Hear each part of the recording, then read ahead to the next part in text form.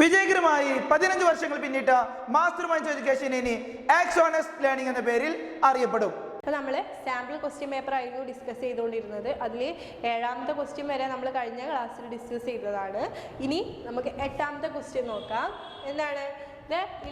The temporary electron displacement which takes place in a compounds containing multiple covalent bond developing positive and negative charges within the molecule is known as. അതായത് multiple bond ഉള്ള ഒരു കോമ്പൗണ്ടിനകത്ത് positive negative charge separation വരുന്നത് എപ്പോഴാണ്? ഏത് effect വരുമ്പോഴാണ്? നമ്മുടെ resonance ആണോ? അല്ല. റെസൊണൻസ് പറഞ്ഞാൽ അവിടെ കോൺജുഗേഷൻ ഉണ്ട് അല്ലേ. ദെൻ ഇലക്ട്രോമെറിക് എഫക്റ്റ് ആണോ? നമുക്ക് നോക്കാം അല്ലേ. ദെൻ ഇൻഡക്റ്റീവ് എഫക്റ്റ് എവിടെ വരിക? സിംഗിൾ ബോണ്ടഡ് ആയിട്ടുള്ള കോമ്പൗണ്ട്സിലാണ് ഇൻഡക്റ്റീവ് എഫക്റ്റ് വരുന്നത് അല്ലേ. സിഗ്മ ബോണ്ടിലൂടെയാണ് എന്ത് ചെയ്യുക? നമ്മുടെ ഇൻഡക്റ്റീവ് എഫക്റ്റ് ട്രാൻസ്ഫർ ചെയ്യുന്നത്. ദെൻ ഹൈപ്പർ കോൺജുഗേഷനും അല്ല അല്ലേ. കാരണം അവിടെ സിഗ്മ ബോണ്ടും പൈ ബോണ്ടും തമ്മിൽ അവിടെ എന്ത് ചെയ്യും? കോൺജുഗേഷൻ ഉണ്ടായിരിക്കും അല്ലേ, ഹൈപ്പർ കോൺജുഗേഷനിൽ. എന്നാൽ നമ്മുടെ ആൻസർ ഏതാ ഇതിൽ വരിക? ഇലക്ട്രോമെറിക് എഫക്റ്റ് ആണ് അല്ലേ. നിങ്ങൾ പഠിച്ചിട്ടുണ്ട്, ഡെഫിനിഷൻ തന്നെ നിങ്ങൾ പഠിച്ചിട്ടുണ്ടാവും ഈ ഒരു ഡെഫിനിഷൻ അല്ലേ. അപ്പോൾ അതായത് C⋯O എന്നുള്ള ബോണ്ടാണെന്നുണ്ടെങ്കിൽ എന്താ ചെയ്യുക? ഓക്സിജൻ ഹൈലി ഇലക്ട്രോ നെഗറ്റീവ് ആണ്. അതുകൊണ്ട് തന്നെ ഈ ബോണ്ട് എന്ത് ചെയ്യും? ഇങ്ങോട്ടേക്ക് ബ്രേക്ക് ചെയ്തിട്ട് കാർബണിന് പോസിറ്റീവ് ചാർജും ഓക്സിജന് ഒരു നെഗറ്റീവ് ചാർജും ഡെവലപ്പ് ചെയ്യും. ഈ ഒരു ചാർജ് സെപ്പറേഷൻ ഒരു ടെമ്പററി ആയിട്ടുള്ള എഫക്റ്റ് ആണ്. പെർമനൻറ്റ് ചാർജ് സെപ്പറേഷൻ അല്ല. അപ്പോൾ ഇതിനെയാണ് നമ്മൾ ഇലക്ട്രോമെറിക് എഫക്റ്റ് എന്ന് പറയുന്നത്. ഇത് മൾട്ടിപ്പിൾ ബോണ്ടഡ് ആയിട്ടുള്ള ഡബിൾ ഓർ ട്രിപ്പിൾ ബോണ്ടഡ് ആയിട്ടുള്ള കോമ്പൗണ്ട്സിൽ മാത്രമേ ഇലക്ട്രോമെറിക് എഫക്റ്റ് കാണപ്പെടുന്നുള്ളൂ. ഓക്കെ, സിംഗിൾ ബോണ്ടഡ് ആയിട്ടുള്ള കോമ്പൗണ്ട്സിൽ ഇലക്ട്രോമെറിക് എഫക്റ്റ് ഇല്ല. ക്ലിയർ ആണോ? ടെമ്പററി എഫക്റ്റ് ആണ്. ഓക്കെ, ഇനി നെക്സ്റ്റ് ക്വസ്റ്റ്യൻ. അപ്പോൾ നമ്മുടെ ആൻസർ ഓപ്ഷൻ ബി ആയിരുന്നു അല്ലേ. നെക്സ്റ്റ് ക്വസ്റ്റ്യൻ നോക്കൂ. 9ാമത്തെ ക്വസ്റ്റ്യൻ നോക്കൂ. Reddish brown color of bromine dissolved in carbon tetrachloride and purple color of alkaline potassium permanganate solution are discharged by. Options ഏതൊക്കെയാണ്? അതായത് നമ്മുടെ ബ്രോമിൻ്റെ റെഡിഷ് ബ്രൗൺ കളറും അതുപോലെ പൊട്ടാസ്യം പെർമാംഗനേറ്റിൻ്റെ ഒരു പർപ്പിൾ കളർ അല്ലേ. പർപ്പിൾ കളറാണ് KMnO4-നുള്ളത്. അതൊക്കെ എന്ത് ചെയ്യാൻ പറ്റും? ഈ സൊല്യൂഷൻസ് ആർ ഡിസ്ചാർജ്ഡ് ബൈ. ഈ കളറൊക്കെ ആർക്കാണ് ഡിസ്ചാർജ് ചെയ്യാൻ പറ്റുക? ആർക്കാണ് ഈ റെഡിഷ് ബ്രൗൺ കളർ ഓഫ് ബ്രോമിനും അതുപോലെ KMnO4-ൻ്റെ പർപ്പിൾ കളറൊക്കെ ഇല്ലാതാക്കാൻ പറ്റുക, ഇത് കളർലെസ് ആക്കി മാറ്റാൻ പറ്റുക ആർക്കൊക്കെയാണെന്നാണ് ഇവിടെ കൊടുത്തിട്ടുള്ളത്. അപ്പോൾ alkenes only both alkenes and alkenes ഇത്രയാണ് നമ്മൾ ഓപ്ഷൻസിലുള്ളത്. അപ്പോൾ നിങ്ങൾ ഓർക്കുക, ഇവിടെ എന്താണ് നടക്കുന്നത്? അഡിഷൻ റിയാക്ഷൻ ആണ് നടക്കുന്നത്. അതായത് മൾട്ടിപ്പിൾ ബോണ്ടഡ് ആയിട്ടുള്ള കോമ്പൗണ്ട്സിൽ മാത്രമേ എന്ത് ചെയ്യുള്ളൂ? അഡിഷൻ റിയാക്ഷൻ നടക്കുള്ളൂ. ഡബിൾ ബോണ്ടും ട്രിപ്പിൾ ബോണ്ടും ഉള്ള കോമ്പൗണ്ട്സിലാണ് അഡിഷൻ റിയാക്ഷൻ നടക്കുക. ഓക്കെ, ഇപ്പോൾ ബ്രോമിനെ ആഡ് ചെയ്യുമ്പോൾ CH2 ആൽക്കീനിക്ക് ബ്രോമിനെ ആഡ് ചെയ്യുമ്പോൾ എന്ത് ചെയ്യാണ്? Br2 ആഡ് ചെയ്യുമ്പോൾ in the presence of CCl4 അവിടെ എന്താ നടക്കുന്നത്? ഈ ബോണ്ട് ബ്രേക്ക് ചെയ്തിട്ട് ഒരു ബ്രോമിൻ ഇവിടെ ആഡ് ചെയ്യുന്നത് നമ്മൾ പഠിച്ചിട്ടുണ്ട് അല്ലേ. അപ്പോൾ ഈ ബ്രോമിന് നമ്മൾ ആദ്യം എടുത്ത ബ്രോമിൻ CCl4-ൻ്റെ കളർ എന്ന് പറയുന്നത് റെഡിഷ് ബ്രൗൺ കളറായിരുന്നു. എന്നാൽ ആ ബ്രോമിന് റിയാക്ഷൻ നടന്നിട്ട് 2 CH2-ൽ പോയിട്ട് ആഡ് ആയില്ലേ. അപ്പോൾ അവിടെ അതിൻ്റെ കളർ എന്ത് ചെയ്തു? നഷ്ടപ്പെട്ടു. ദെൻ ഇത് എന്താണ്? ആൽക്കൈൻ ആണെന്നുണ്ടെങ്കിലും ആൽക്കൈൻ പറഞ്ഞാൽ എന്താ? CH ട്രിപ്പിൾ ബോണ്ട് CH അല്ലേ. അവിടെയും ബ്രോമിനെ ആഡ് ചെയ്താൽ ആദ്യം ഒരു ബോണ്ട് ബ്രേക്ക് ചെയ്തിട്ട് CH ഡബിൾ ബോണ്ട് CH ഉണ്ടാവും. ഇവിടെ ബ്രോമിൻ അല്ലേ. അടുത്ത കേസിൽ എന്ത് ചെയ്യും? അടുത്ത ബോണ്ടും ബ്രേക്ക് ചെയ്യും. പകരം വീണ്ടും ഓരോ ബ്രോമിനെ വീതം ഇവിടെ ആഡ് ചെയ്യും അല്ലേ. ഇവിടെ 2 ബ്രോമിൻ. അപ്പോൾ ഡബിൾ ബോണ്ട് ട്രിപ്പിൾ ബോണ്ടഡ് ആയിട്ടുള്ള കോമ്പൗണ്ട്സിലും നടക്കും, ഡബിൾ ബോണ്ടഡ് ആയിട്ടുള്ള കോമ്പൗണ്ട്സിലും ഈ റിയാക്ഷൻ നടക്കും അല്ലേ. എന്നാൽ സിംഗിൾ ബോണ്ടഡ് ആയിട്ടുള്ള കോമ്പൗണ്ട്സിൽ അഡിഷൻ റിയാക്ഷൻ നടക്കില്ല. ഓക്കെ, അപ്പോൾ അവിടെ എന്ത് ചെയ്യില്ല? കളർ ഡിസ്ചാർജ് ചെയ്യില്ല. എന്നാൽ കളർ ഡിസ്ചാർജ് ചെയ്യുമ്പോൾ ആരൊക്കെയാണ്? ഡബിളും ട്രിപ്പിളും ബോണ്ടുള്ള ആൾക്കാർ മാത്രമേ എന്ത് ചെയ്യുള്ളൂ കളറിനെ ഡിസ്ചാർജ് ചെയ്യാൻ പറ്റുള്ളൂ അല്ലേ. ഇതേപോലെ തന്നെയാണ് KMnO4ന്റെ കേസിനും. അപ്പോൾ ഇവിടെ ഓപ്ഷൻ ഏതൊക്കെയാണ്? ആൽക്കീൻസിനും ആൽക്കൈൻസിനും ആണല്ലേ. ആൽക്കീൻസിന് ഡബിൾ ബോണ്ട് ഉണ്ട്, ആൽക്കൈൻസിന് ട്രിപ്പിൾ ബോണ്ട് ഉണ്ട്. അപ്പോൾ ഇവരാണ് എന്ത് ചെയ്യുള്ളൂ നമ്മളെ ബ്രോമിനിലെ റെഡിഷ് ബ്രൗണും അതുപോലെ KMnO4ന്റെ പർപ്പിൾ കളറൊക്കെ ഡിസ്ചാർജ് ചെയ്യാൻ കഴിവുള്ള ആൾക്കാർ. ആൽക്കൈൻസ് എന്താണ്? തെറ്റായ ഓപ്ഷനാണ്. ആൽക്കീൻസ് ഉള്ളിയല്ല, ആൽക്കൈൻസ് ഉള്ളിയല്ല, അതൊക്കെ തെറ്റാണ്. നമ്മുടെ റൈറ്റ് ആൻസർ എന്ന് പറയുന്നത് സി ആണ്. ഓക്കെ അല്ലേ? ഇനി ഇതിൻ്റെ ഒരു ഓർ ക്വസ്റ്റ്യൻ നോക്കൂ. The sulphonation of benzene is carried out with. ബെൻസീനെ സൾഫണേഷൻ നടത്തുക. ഓക്കെ, ബെൻസീനെ സൾഫണേഷൻ നടത്തുക ഏതിൻ്റെ പ്രസൻസിലാണെന്നാണ്. ഡയറക്റ്റ് ക്വസ്റ്റ്യൻ ആണ് അല്ലേ. ഏതാണ്? ഡയലൂട്ട് H2SO4 ആണോ? അല്ല. കോൺസെൻട്രേറ്റഡ് H2SO4 ആണോ? നമ്മൾ പറഞ്ഞിട്ടുണ്ടായിരുന്നു ഫ്യൂമിങ് സൾഫ്യൂരിക് ആസിഡ് ആണ് നമ്മളെ ബെൻസീനെ സൾഫണേഷൻ നടത്താൻ വേണ്ടി യൂസ് ചെയ്യുന്നത്. ഫ്യൂമിങ് സൾഫ്യൂരിക് ആസിഡിൻ്റെ മറ്റൊരു പേരാണ് ഒലിയം. അപ്പോൾ നമ്മുടെ റൈറ്റ് ആൻസർ ഏതാണ്? ഒലിയം. ഇപ്പോൾ കോൺസെൻട്രേറ്റഡ് H2SO4 ഒക്കെ നമ്മളെ തെറ്റിക്കാൻ വേണ്ടിയിട്ട് ഇതിൽ കൊടുത്തിട്ടുണ്ട്. അപ്പോൾ കോൺസെൻട്രേറ്റഡ് H2SO4 അല്ല, ഫ്യൂമിങ് H2SO4. അപ്പോൾ അതിനെ വിളിക്കുന്ന പേരാണ് ഒലിയം. ഒലിയാണ് നമ്മളെ ബെൻസീനെ എന്ത് ചെയ്യാൻ വേണ്ടി യൂസ് ചെയ്യുന്നത്? സൾഫണേഷൻ ചെയ്തിട്ട് ഇവിടെ SO3H ഗ്രൂപ്പ് വരും. ഓക്കെ, അപ്പോൾ അതിന് വേണ്ടിയിട്ട് യൂസ് ചെയ്യുന്ന ആളാരാണ്? Oleum. Okay,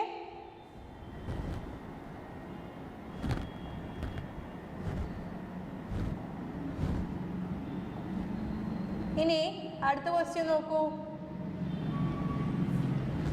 The melting and boiling points of haloalkanes and haloarenes are higher than those of their parent hydrocarbon is due to.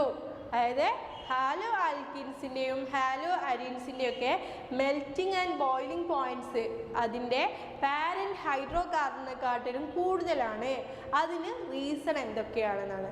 നമ്മൾ ഓർഗാനിക് കെമിസ്ട്രിയിൽ ഹാലോ ആൽക്കെയിൻസും ആൻഡ് ഹാലോ അരീൻസും പഠിച്ചിട്ടുണ്ടായിരുന്നു അല്ലേ. ആ ചാപ്റ്റർ പഠിച്ചപ്പോൾ നമ്മൾ ഡിസ്കസ് ചെയ്തതാണിത്. അപ്പോൾ അവിടെ മെയിനായിട്ട് അതിൻ്റെ മെൽറ്റിംഗ് പോയിൻറ്റും ബോയിലിംഗ് പോയിൻറ്റും കൂടാനുള്ള കാരണം നമ്മൾ 3 റീസൺസ് ആണ് പഠിച്ചത് അല്ലേ. ഏതൊക്കെയായിരുന്നു? ഒന്ന്, ഹയർ മോളിക്യുലാർ മാസ്. അതിൻ്റെ പാരൻറ്റ് ഹൈഡ്രോ കാർബണിനെക്കാട്ടിലും കമ്പയർ ചെയ്യുമ്പോൾ അതിന് ഹയർ മോളിക്യുലാർ മാസ് ആണുള്ളത്. രണ്ടാമത്തത് higher van der Waals force of attraction ആണ് അവിടെ ഉള്ളത്. അതുപോലെ തന്നെ മൂന്നാമത്തെ ഒരു പോയിന്റ് പറയുന്നത് അവിടെ എന്തുണ്ട്? ഡൈപോൾ ഇൻട്രാക്ഷൻ ഉണ്ട്. ഡൈപോൾ ഇൻട്രാക്ഷൻ ഉണ്ട്. അപ്പോൾ ഈ 3 റീസൺ കാരണമാണ് എന്ത് നമ്മുടെ ഹാലോ ആൽക്കൈൻസിനും ഹാലോ അരീൻസിനും പാരൻറ്റ് ഹൈഡ്രോ കാർബണിനെക്കാട്ടിലും എന്തുള്ളത്? മെൽറ്റിംഗ് ആൻഡ് ബോയിലിംഗ് പോയിൻറ്റ്സ് ഉള്ളത്. ഓക്കെ, അത് നമ്മൾ ഡിസ്കസ് ചെയ്തതാണ്. അപ്പോൾ ഇനി നമ്മൾ ഓപ്ഷൻസ് നോക്കൂ.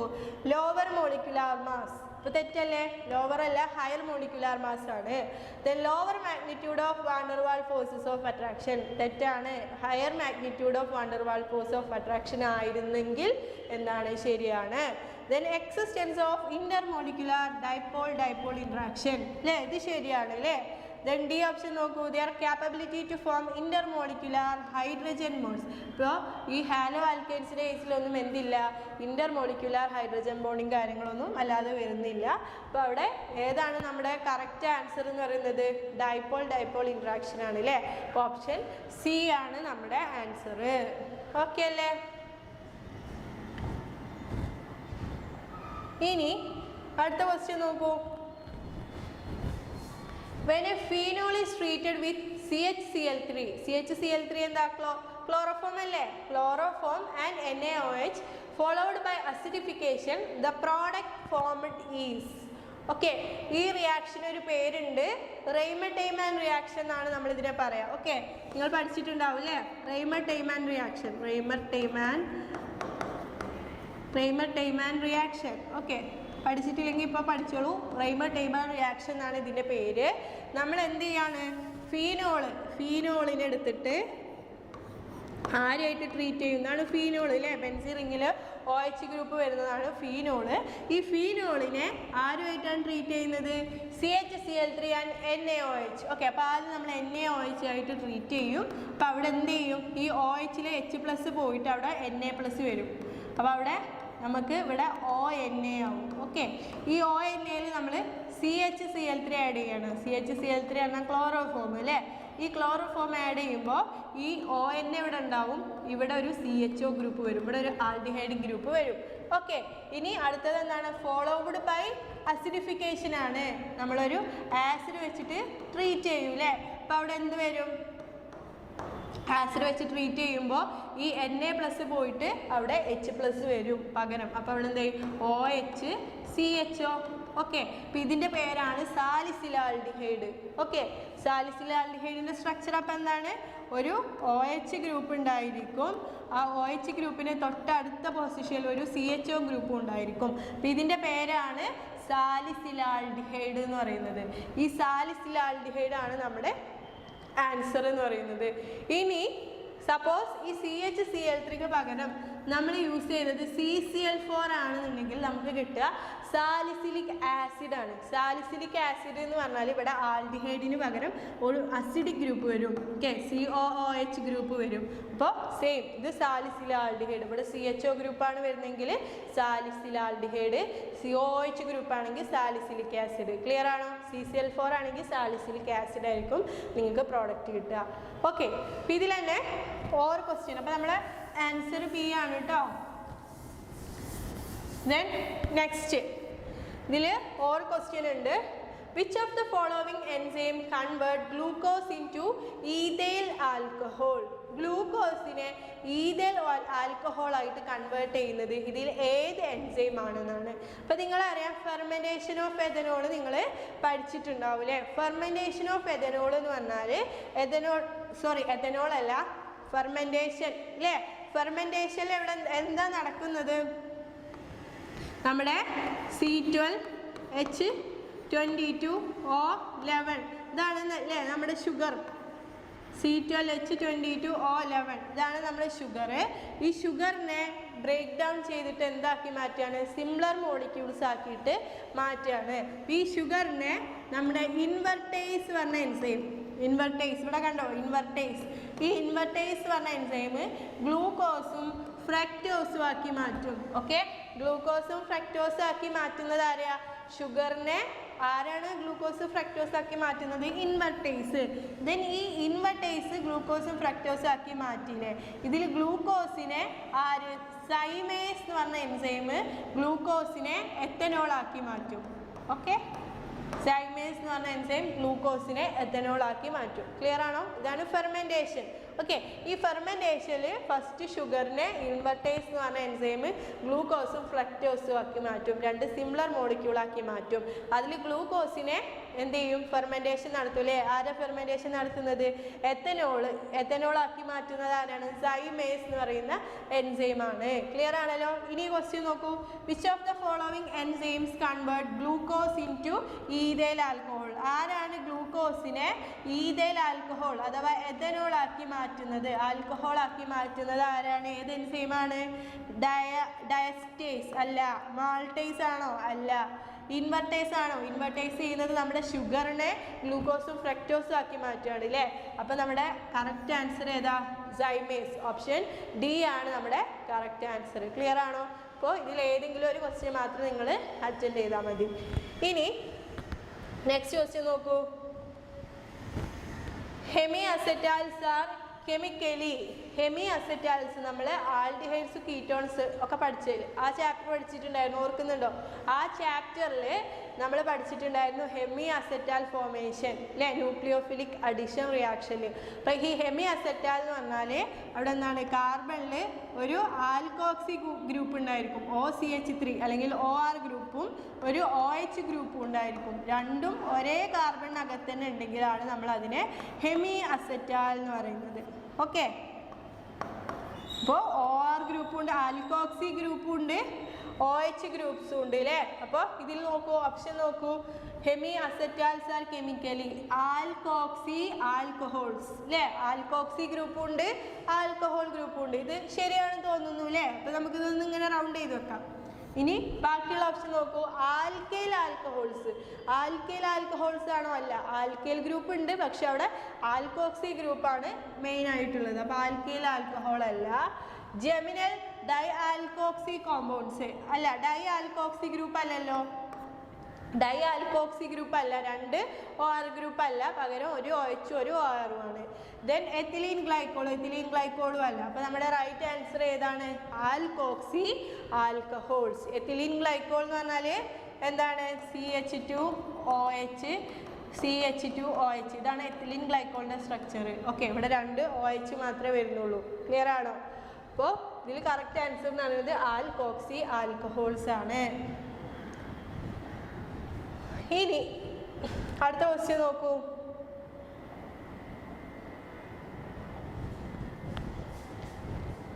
Which of the following forms a stable diazonium salt at 273 to 278 Kelvin? 273 മുതൽ 278 കെൽവിൻ വരെയുള്ള ടെമ്പറേച്ചറിൽ ആരാണ് സ്റ്റേബിൾ ഡയസോണിയം സാൾട്ട് ഫോം ചെയ്യുക എന്നുള്ളതാണ് നമ്മുടെ ക്വസ്റ്റ്യൻ. അപ്പോൾ നമ്മൾ ഡയസോണിയം സാൾട്ട് ഫോർമേഷൻ നമ്മളെ അനിലിനില്ലേ, അതായത് നമ്മുടെ നൈട്രജൻ കണ്ടെയ്നിങ് കോമ്പൗണ്ട്സിൻ്റെ ചാപ്റ്ററിൽ നമ്മൾ പഠിച്ചിട്ടുണ്ടായിരുന്നു ഡയസോണിയം സാൾട്ടിൻ്റെ ഫോർമേഷൻ. അതിൽ പ്രൈമറി അമീൻസ് തരും, അതുപോലെ തന്നെ ആരോമാറ്റിക് ആയിട്ടുള്ള അമീൻസും എന്ത് തരും? ഡയസോണിയം സാൾട്ട് തരും അല്ലേ. എന്തായിട്ട് ട്രീറ്റ് ചെയ്യേണ്ടത്? NaNO2 ആൻഡ് HCl അല്ലേ. അമൈൻസിനെ RNH2 അല്ലേ, അമൈൻസിനെ എന്തുമായിട്ട് ട്രീറ്റ് ചെയ്യും? NaNO2 ആൻഡ് HCl ആയിട്ട് ട്രീറ്റ് ചെയ്യുമ്പോൾ NH2 പാർട്ട് എന്തായിട്ട് മാറും? N2Cl ആയിട്ട് മാറും അല്ലേ.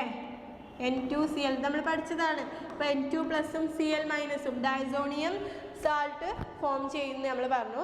ഇതിൽ ആരോമാറ്റിക് ആയിട്ടുള്ള കേസിലാണെന്നുണ്ടെങ്കിൽ നമ്മുടെ അനിലിൻ അല്ലേ, അനിലിൻ പറഞ്ഞാൽ NH2 ഗ്രൂപ്പ് അല്ലേ.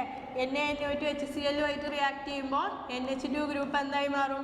N2Cl ആയിട്ട് മാറും. അപ്പോൾ ഇതാണ് നമ്മുടെ 273 to 278 കെൽവിനിൽ സ്റ്റേബിൾ ആയിട്ടുള്ള ബെൻസീൻ ഡയസോണിയം സാൾട്ട് എന്ന് പറയുന്നത്. പക്ഷേ ഈ ഒരു ഡയസോണിയം സാൾട്ട്, അതായത് ആലിഫാറ്റിക് ആയിട്ടുള്ള അമീൻസ് ഫോം ചെയ്യുന്ന ഡയസോണിയം സാൾട്ട് എന്ന് പറയുന്നത് ഹൈലി അൺസ്റ്റേബിൾ ആണ്. അത് ഡിസോസിയേറ്റ് ചെയ്തിട്ട് എഥനോളും നൈട്രജനും, എഥനോൾ അല്ല ആൽക്കഹോൾ, ഏതാണോ നമ്മൾ എടുത്തിരിക്കുന്ന അമീൻ അതിന് കറസ്പോണ്ടിങ് ആയിട്ടുള്ള ആൽക്കഹോളും നൈട്രജനുമായിട്ട് മാറും നമ്മൾ പഠിച്ചിട്ടുണ്ട് അല്ലേ. അപ്പോൾ ഇതിൽ സ്റ്റേബിൾ ആരാണ്? അനിലിനാണ്. അനിലിൻ. അപ്പോൾ ഈഥൈൽ അമീൻ അല്ല, ഇതൊരു ആലിഫാറ്റിക് അമീനാണ്. ഡൈമീഥൈൽ അമീൻ ഇതും അല്ല അല്ലേ. അപ്പോൾ സ്റ്റേബിൾ ആരാണ് ഫോം ചെയ്യുക? അനിലിൻ സ്റ്റേബിൾ ആയിട്ടുള്ളതാണ് ഫോം ചെയ്യുക. പിന്നെ നമ്മൾ ഓപ്ഷനിലുള്ളതാണ് ബെൻസീലമീൻ. ബെൻസീലമീൻ എന്ന് പറഞ്ഞാൽ ബെൻസിൻ്റെ മേലെ ഒരു CH2 ഗ്രൂപ്പ് വന്നിട്ട് അതിൽ ഒരു NH2 ഗ്രൂപ്പ് വരിക. അപ്പോൾ ഇത് നമ്മുടെ ആലിഫാറ്റിക് അമീൻസിൻ്റെ ഒക്കെ പോലെ തന്നെയാണ്. അപ്പോൾ ഇതിൽ ഏറ്റവും കൂടുതൽ സ്റ്റേബിൾ ആരാണ്? നമ്മളെ അനിലിൻ അല്ലേ. അനിലിൻ ഫോം ചെയ്യുന്ന ബെൻസീൻ ഡയസോണിയം ക്ലോറൈഡ് ആണ് ഏറ്റവും കൂടുതൽ സ്റ്റേബിൾ. അപ്പോൾ നമ്മുടെ ഓപ്ഷൻ പറയുന്നത് B ആണ്. കാരണം ബെൻസീനകത്ത് ഈ പോസിറ്റീവ് ചാർജ് എന്ത് ചെയ്യും? ഇതിലെ ഡീലോക്കലൈസേഷൻ നടക്കും. അവിടെ റെസണൻസ് സ്റ്റെബിലൈസേഷൻ ഉണ്ടായത് കാരണമാണ് നമ്മുടെ അനിലിൻ ഫോം ചെയ്യുന്ന benzene diazonium chloride more stable ആവാനുള്ള റീസൺ. ക്ലിയർ ആണോ? ഇനി അടുത്ത് നോക്കൂ. ഇതിൽ തന്നെ ഒരു ക്വസ്റ്റ്യൻ ഉണ്ട്. സൾഫനേഷൻ of aniline at 455 and 475 kelvin producers. അപ്പോൾ നമ്മളെ നൈട്രജൻ കണ്ടെയ്നിങ് കോമ്പൗണ്ട്സ് എന്നുള്ള ചാപ്റ്ററിൽ നിന്ന് വന്ന ക്വസ്റ്റ്യൻ തന്നെയാണ് ഇതും. ഇപ്പോൾ ഇവിടെ ചോദിച്ചിട്ടുള്ളത് അനിലിൻ്റെ സൾഫണേഷൻ നടത്തിയാൽ നമുക്ക് എന്താ കിട്ടുക? സൾഫണേഷൻ നടത്തിയാൽ നമുക്ക് കോൺസെൻട്രേറ്റഡ് H2SO4 ആയിട്ട് അനിലിനെ ട്രീറ്റ് ചെയ്താൽ, NH2നെ കോൺസെൻട്രേറ്റഡ് H2SO4 ആയിട്ട് ട്രീറ്റ് ചെയ്താൽ ഇവിടെ SO3H വരും അല്ലേ. പാരാ പൊസിഷനിൽ SO3H ഗ്രൂപ്പ് വരും. ഇതിനെ നമ്മൾ വിളിച്ചിരുന്ന പേരെന്തായിരുന്നു? സൾഫാനിലിക് ആസിഡ് ആണ് അല്ലേ. അപ്പോൾ സൾഫോണിക് ആസിഡ് പറഞ്ഞാൽ തെറ്റാണ് അല്ലേ. ബെൻസീൻ ഡയസോണിയം സൾഫേറ്റ് തെറ്റാണ്. അനിലിയം ഹൈഡ്രജൻ സൾഫേറ്റ് ഇതും തെറ്റാണ്. അപ്പോൾ നമ്മുടെ ആൻസർ എന്താ? Sulphanilic acid. അതിൻ്റെ സ്ട്രക്ചർ എന്താണ്? ഒരു NH2 ഗ്രൂപ്പുണ്ട് ബെൻസീൻ റിങ്ങിൽ, അതിൻ്റെ പാരാ പൊസിഷന് ഒരു SO3H ഗ്രൂപ്പും ഉണ്ട്. ക്ലിയർ ആണോ? ഇതാണ് നമ്മുടെ സൾഫാനിലിക് ആസിഡിൻ്റെ സ്ട്രക്ചർ. അപ്പോൾ ഓപ്ഷൻ D ആണ് നമ്മുടെ റൈറ്റ് ആൻസർ. ക്ലിയർ ആണോ? ഇനി അടുത്ത ക്വസ്റ്റ്യൻ നോക്കൂ. കെമിക്കലി എൻസൈംസ് ആർ എന്താണ്? നിങ്ങളുടെ ടെക്സ്റ്റിൽ കൊടുത്തിട്ടുള്ള ഒരു ഡയറക്റ്റ് സെൻറ്റൻസ് ആണ്. എൻസൈംസ് ആർ പോളിസാക്കറൈഡ്സ് അല്ല, ഒരിക്കലും എൻസൈംസ് അല്ല, എന്തല്ല, പോളിസാക്കറൈഡ്സ് അല്ല, ന്യൂക്ലിയോടൈഡ്സും അല്ല അല്ലേ. ന്യൂക്ലിയോടൈഡ്സിൽ RNA DNA മാത്രമേ വരുന്നുള്ളൂ. പോളിസാക്കറൈഡ്സിൽ ആരൊക്കെയാണ്? ഗ്ലൂക്കോസ്, ഫ്രക്ടോസ്, എന്താണ്, അതുപോലെ തന്നെ മാൾട്ടോസ്, ലാക്ടോസ്, അങ്ങനത്തെ ആൾക്കാരൊക്കെ അല്ലേ. സ്റ്റാർച്ച്, സെല്ലുലോസ് ഒക്കെയാണ് നമ്മളെ പോളിസാക്കറൈഡിൽ വരുന്നത്. പോളിപെപ്റ്റൈഡ്സ് പറഞ്ഞാൽ പ്രോട്ടീൻസ് ആണ് അല്ലേ, പ്രോട്ടീൻസ് ആണ്. ഇത് മേ ബി ആവാം. അടുത്ത് നോക്കൂ, ഗ്ലോബുലാർ പ്രോട്ടീനകത്ത് തന്നെ നമ്മൾ 2 കാറ്റഗറി പഠിച്ചിട്ടുണ്ടായിരുന്നു, ഫൈബ്രസ് പ്രോട്ടീൻസ് എന്നും ഗ്ലോബുലാർ പ്രോട്ടീൻസ് എന്നും. ഗ്ലോബുലാർ പറഞ്ഞാൽ വാട്ടർ സോല്യൂബിൾ ആയിട്ടുള്ളതും ഫൈബ്രസ് പറഞ്ഞാൽ വാട്ടറിൽ ഇൻസോല്യൂബിൾ ആയിട്ടുള്ള പ്രോട്ടീൻസും ആണ്. അപ്പോൾ നമ്മൾ പഠിച്ചിട്ടുള്ളത് എൻസൈം എന്ന് പറയുന്നത് എന്താണ്? ഒരു പ്രോട്ടീനാണ്. പ്രോട്ടീനിൽ തന്നെ ഏതാണ് സ്പെസിഫിക് ആയിട്ട് പറയുകയാണെങ്കിൽ അതൊരു ഗ്ലോബുലാർ പ്രോട്ടീനാണ്. ഓക്കെ, എൻസൈം എന്ന് പറയുന്നത് ഒരു ഗ്ലോബുലാർ പ്രോട്ടീനാണ്. അതുകൊണ്ട് നമ്മുടെ ഓപ്ഷൻ എന്ന് പറയുന്നത് ഏതാണ്? ഡി ആണ് നമ്മുടെ right answer. Then 15th question നോക്കൂ. The polymer which becomes soft on heating or become rigid on cooling is known as. നമ്മൾ പോളിമേഴ്സിൻ്റെ, അതായത് അവസാനത്തെ 8ാമത്തെ മൊഡ്യൂളിൽ സോപ്സ്, ഡിറ്റർജൻസ് ആൻഡ് പോളിമേഴ്സ് എന്നുള്ള ചാപ്റ്ററിൽ പഠിച്ചിട്ടുണ്ട് അല്ലേ. പോളിമേഴ്സ്, അതിൽ ഡിഫറെൻറ്റ് ടൈപ്സ് ഓഫ് പോളിമേഴ്സ് നമ്മൾ പഠിച്ചില്ലേ. തെർമോപ്ലാസ്റ്റിക്, തെർമോസെറ്റിക്, ഇലാസ്റ്റോമേഴ്സ് എന്നൊക്കെ പറഞ്ഞ് പഠിച്ചില്ലേ. അപ്പം അതിൽ തെർമോസെറ്റിക് പോളിമേഴ്സ് അല്ലേ എന്ത് ചെയ്യുന്നത്? Become soft on heating. Heat ചെയ്യുമ്പോൾ എന്ത് ചെയ്യും? സോഫ്റ്റ് ആവും. ആൻഡ് ബിക്കം റിജിഡ്, ഹാർഡ് അല്ലെങ്കിൽ റിജിഡ് ആവും ഓൺ കൂളിംഗ്. തണുപ്പിക്കുമ്പോൾ റിജിഡ് അല്ലെങ്കിൽ ഹാർഡ് ആയിട്ടുള്ള ഒരു മെറ്റീരിയൽ ആയിട്ട് മാറും. അപ്പം അത് ഏത് ടൈപ്പ് പോളിമർ ആയിരുന്നു? അത് തെർമോപ്ലാസ്റ്റിക് പോളിമേഴ്സ് ആയിരുന്നു അല്ലേ. തെർമോപ്ലാസ്റ്റിക് പോളിമേഴ്സ് ആയിരുന്നു. ഓക്കെ, അപ്പോൾ ഇത്രയും ക്ലിയർ ആണല്ലോ. ഇനി ഒരു ക്വസ്റ്റ്യനും കൂടി നമുക്ക് നോക്കാം അല്ലേ.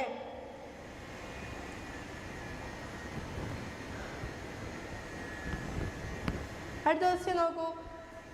The washing material which is 100% biodegradable and containing carboxylate ion is.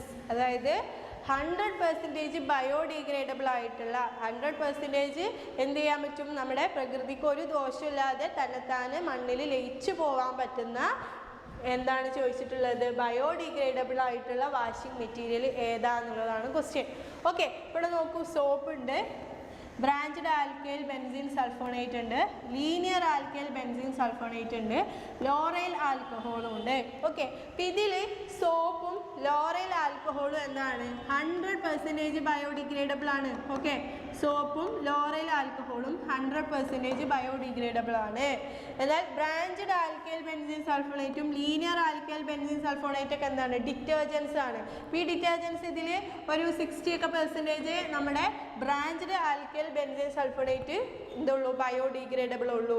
പക്ഷേ ഇത് കുറച്ചും കൂടി ബെറ്റർ ആണ് നമ്മുടെ ലീനിയർ ആൽക്കൈൽ ബെൻസീൻ സൾഫോണേറ്റ്. അതിൻ്റെ ബയോഡിഗ്രേഡബിലിറ്റി ഏകദേശം ഒരു 90% ഒക്കെ എന്തായി പോകും? നശിച്ചു പോകും, ബയോഡിഗ്രേഡബിൾ ആയിട്ട് പോകും. ഓക്കെ, അപ്പോൾ ഇതിൽ നമ്മുടെ ആൻസർ നോക്കൂ.